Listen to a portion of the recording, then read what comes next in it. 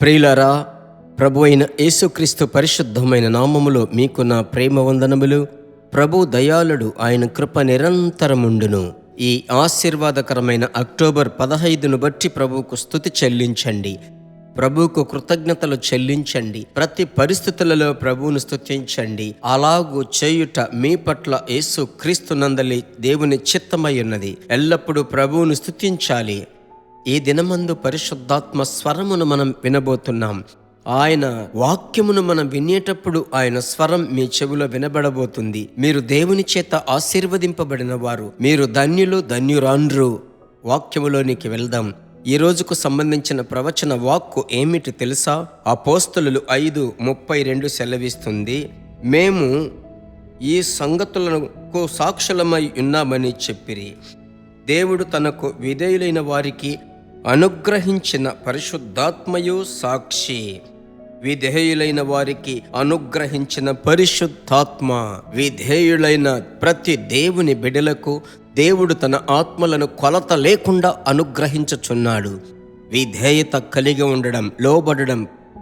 ప్రియులారా, ప్రభు ఎదుట మనలను మనము తగ్గించుకొని ఆయన ఏం చెప్తున్నారో ఆ మాటకు మనము లోబడాలి. ప్రభు యొక్క స్వరమును వినుటకు చక్కటి మార్గం దేవుని వాక్యం.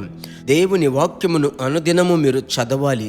చదివేటప్పుడు ప్రభు మీతో మాట్లాడే వాటికి మీరు మొదట లోబడాలి. దేవుని బిడ్డ దేవుని యొక్క స్వరమునకు, ఆయన వాక్యమునకు విధేయులవుతున్నారో వెంటనే దేవుడు వారికి అద్భుతమైన కార్యములు చేయు దేవుడై ఉన్నాడు. ఇక్కడ వాక్యము చూడండి, తనకు విధేయులైన వారికి అనుగ్రహించిన పరిశుద్ధాత్మ.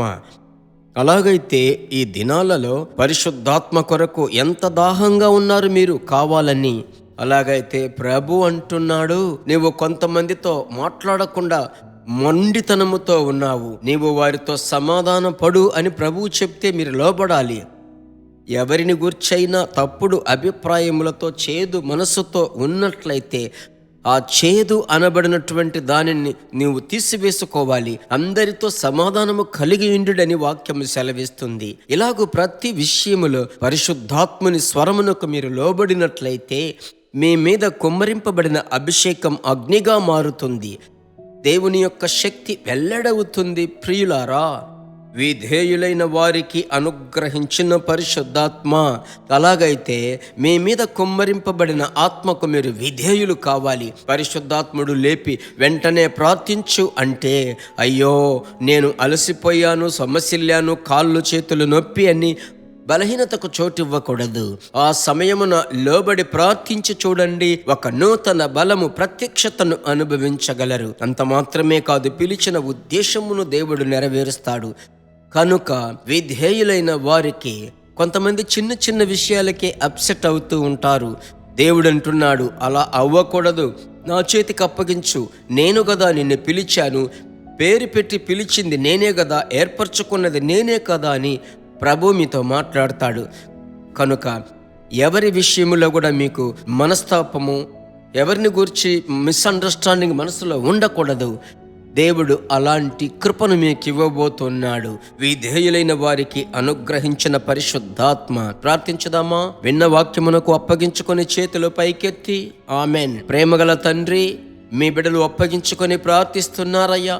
మారని దేవుని యొక్క మహిమగల హస్తం తోడుగా ఉంచండి.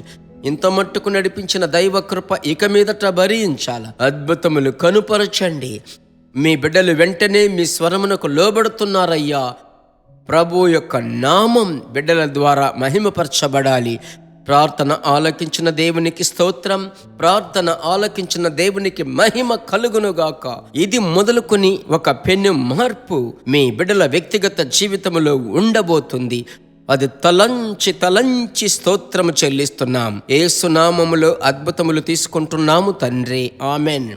మర్చిపోకుండా ప్రతి ఒక్కరికి ఈ క్లుప్త సందేశం షేర్ చేయండి.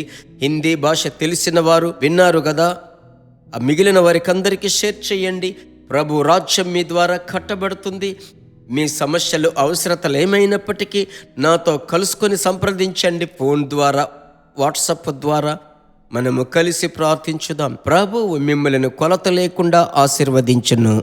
దేవుని బిడ్డలారా, ఈ వర్తమానము మీకు మిక్కిలి ఆశీర్వాదకరముగా ఉందని మేము నమ్ముచున్నాము. ఇంకనూ మా వర్తమానములను విని ప్రభువులు ఆశీర్వదింపబడుటకు జీసస్ మీట్స్ మినిస్ట్రీస్ అను మా యూట్యూబ్ ఛానల్ ను సబ్స్క్రైబ్ చేయండి. మరియు మా ప్రార్థన సహాయముకై మీరు సంప్రదించవలసిన మా ఫోన్ నెంబర్ 9841425236 మరియు 7295463663. Email gpsrobinson@hotmail.com. ప్రభు మిమ్మును ఆశీర్వదించునుగాక.